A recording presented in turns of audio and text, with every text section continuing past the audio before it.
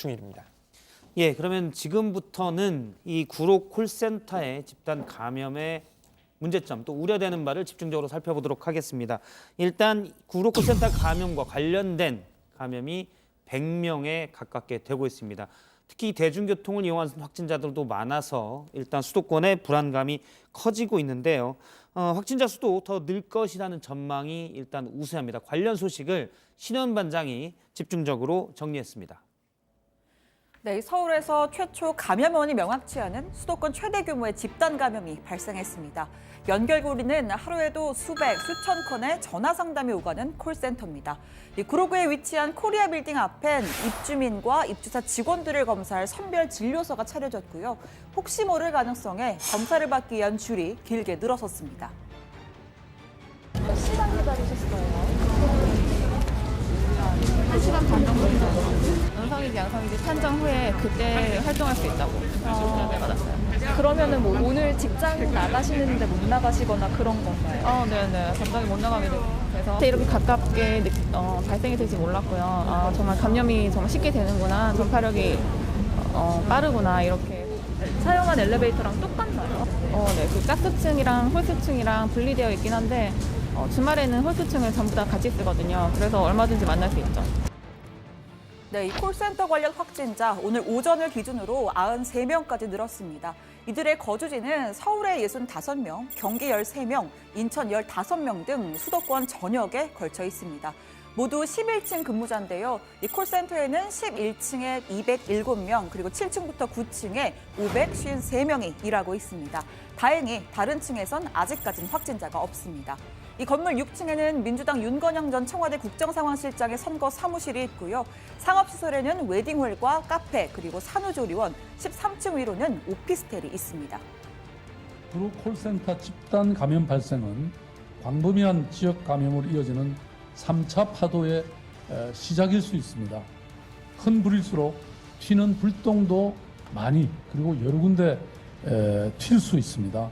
그리고 어디로 어떻게 번질지도 알 수 없습니다. 확산 방지에 전력을 기울이겠습니다. 네, 이 콜센터가 있는 코리아 빌딩은 하루 평균 수송 인원이 10만여 명에 달하는 신도림역과 구로역 인근에 있습니다.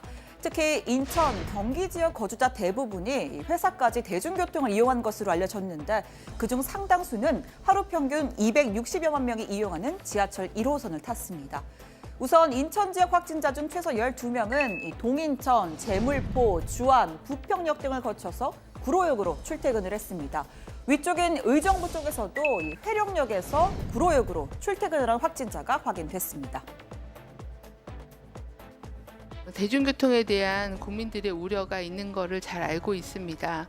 하지만 이 많은 그 대중교통을 어디가 어떻게 노출이 됐고 하는 거를 다 역학조사를 해서 밝히기는 한계가 있다고 생각합니다. 저희가 판단할 때는 모든 대중교통에 대한 전반적인 그 소독, 위생 관리를 철저히 하는 게 가장 중요하다고 생각합니다. 문제는 이미 2차 감염까지 진행 중이라는 겁니다. 서울 금천구에서 콜센터 직원의 남편인 버스기사가 강서구에선 콜센터 직원의 가족 3명이 한꺼번에 감염됐습니다. 인천에서는 가족도 지인도 아닌 50대 남성이 콜센터 직원 옆자리에서 식사를 한 뒤에 확진 판정을 받았습니다. 수도권을 넘어서 바다 건너 제주까지 번질지 우려도 나오는데요. 확진 판정을 받은 콜센터 직원이 지난 7일 제주도로 여행한 사실이 확인됐기 때문입니다. 직원 A씨는 지난 6일 콜센터를 퇴사했는데 바로 그날 콜센터 내 첫 번째 확진자와 접촉한 적이 있었다고 합니다. 그 다음 날인 7일에 퇴사도 한 겸 휴식차 혼자 제주도에 간 거죠. 제주 버스터미널과 삼덕 해수욕장 등을 찾은 뒤에 다시 서울로 돌아왔으니까 제주에 머문 시간은 10시간 남짓입니다. 제주도는 A씨의 진술과 CCTV를 분석한 결과 A씨가 이동 중에 대부분 마스크를 착용하고 있었다라고 설명했습니다. 자, 이런 가운데 서울시는요, 혹시 콜센터와 신천지 간의 연관성이 있는지도 조사 중입니다.